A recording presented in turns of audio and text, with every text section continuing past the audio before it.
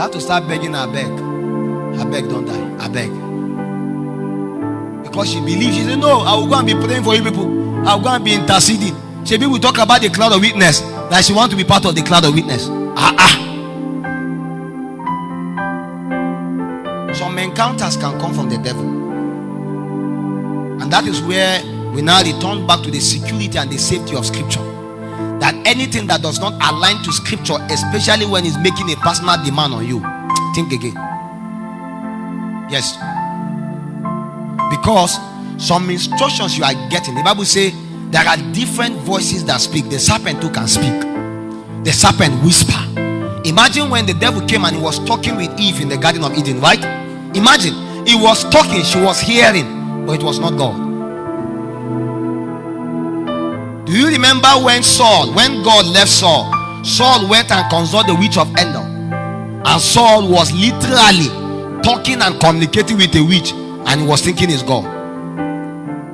Do you remember the story of the lady that was moving with the apostles, and the lady was prophesying, "These be all the men, these be the men that brought us the word of salvation," and everybody was believing her, until later they now realized there was a different spirit speaking through this lady.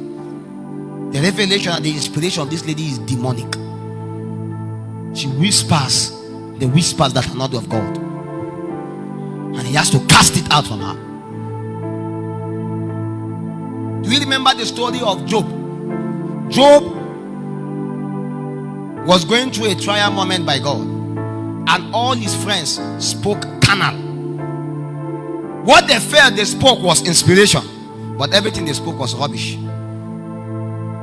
Elihu was the only one that gained access to current revelation, and he began to speak. And when Elihu spoke, it was evident that God spoke through him. My friends, it's not everything you hear that is from God. Is that okay?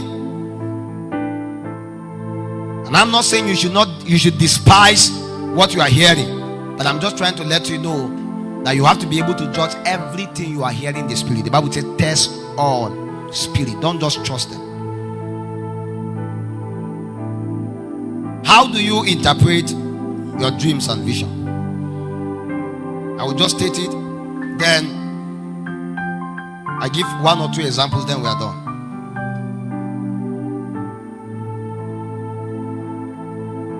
Let me be frank with you. There is a gift called the gift of interpretations. Don't deceive yourself. Yes. Just because you have a dream doesn't mean you can interpret it. People have had several dreams in the Bible and they have not been able to interpret. They look for interpreters. But if truly God gives gift for interpretation of dreams, do you know that God can also give you the gift? That's my standpoint. I'm not saying there are no people that are specially having the gift of. There are people that have the gift of interpretation of dreams. But if it is a gift, it means God can give it to you, because the Spirit of God gives gift as He what, as He please. And the Bible says we should desire earnestly spiritual gift in the book of Corinthians, 1 Corinthians. We should desire earnestly. So I can wake up now and decide that I desire the gift of interpretation of dreams, and God can give me. It's a gift. I can come here with a gift now, sharing gift.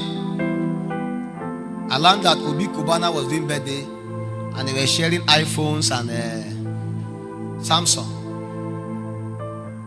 and pastors were there. But these pastors will tell you that stay away from people that drink alcohol. They are carnal people. But they did opening prayer there, and they collect Samsung and they collect iPhone. The world is strange, my friends. So let's say, for instance, I'm giving gift. I'm not Obi Kobana, but let's say me too, I'm dashing iPhone and I'm giving, and I look at you. Don't look as if you desire it. I will jump you. I will give this one. I will jump it. I will give this one. But the Bible says desire earnestly. That means if you desire a gift, you must press into it.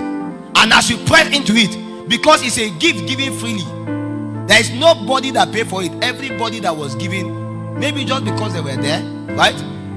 Or just because they are conscious that they needed a gift, then they give it to them. Every true gift, you can't pay for it because it's a gift. If you have to pay for it, it's no longer a gift. That's why somebody called me and say, how can he have the gift of healing? I say, ask God. Because it's not what you pay for. It's a gift. The same thing with the gift of speaking in tongues. Do you pay a price? Somebody called me and say he was doing 5 days prayer and fasting to receive the gift of speaking in tongues. I say, you have wasted your time. How can you be doing prayer and fasting to receive a gift? It's freely giving. You don't even need to pray. I say, come. I say, break the fast. When he finished eating food, he came and I lay hands and the person began to pray in tongues. He said, this thing I've been waiting for you for a long time. I said, because you don't know that gift is given freely. We're not talking about stature, glowing in God. Glowing in God is what you pay a price for by your working. But anything gift of the Spirit is given. As you have a relationship with God, He can give you the gift of healing, the gift of prophecy, the gift of interpretation. Or you can even ask Him for it and He can give it to you because you ask Him. We can be friends and you can ask your friend of something and He can give it to you. But there is no a special price you have to pay. The greatest special price to pay is to be closer to the friend. Which is the highest price we have to pay? The price of intimacy. Getting closer to God. As we get closer to God, there is something He gives to us by default. We don't even need to ask Him. You believe me? In fact, if we have to ask God for something, maybe we are never close to Him.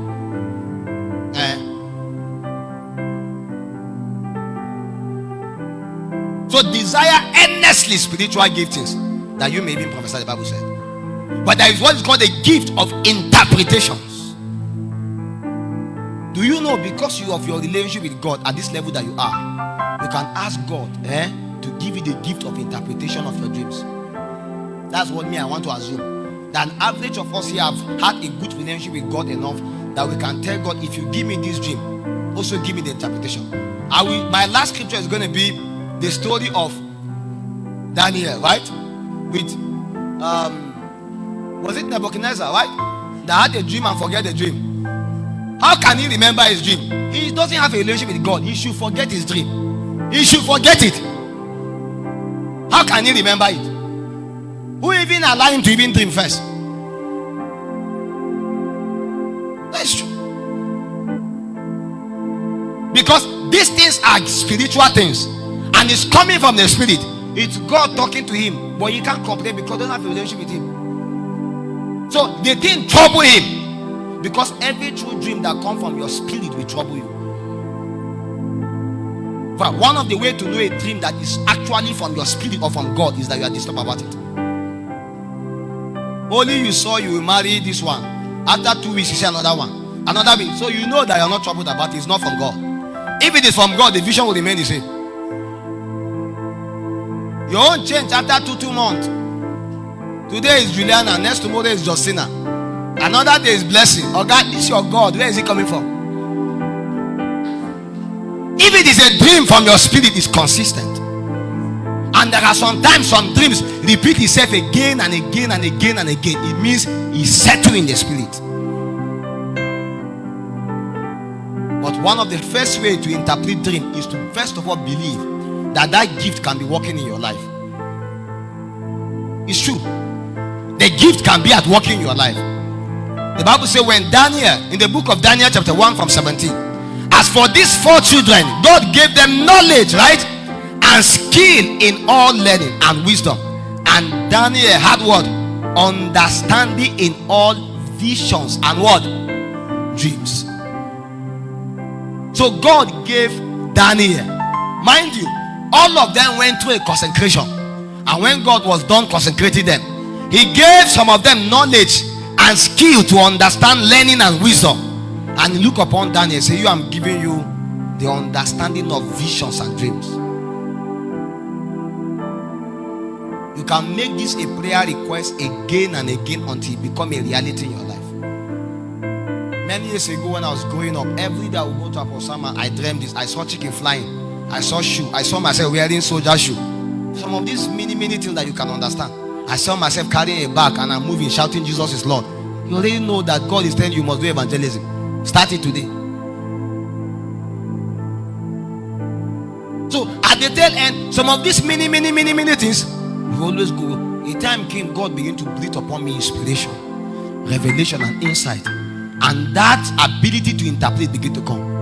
And sometimes while you begin to pray, as you are praying, you now begin to have understanding to your dreams. Most times people don't know that beyond just the gift of interpretation of dreams, as long as you can put in the dream into prayer, it can be open. Yes, it's true.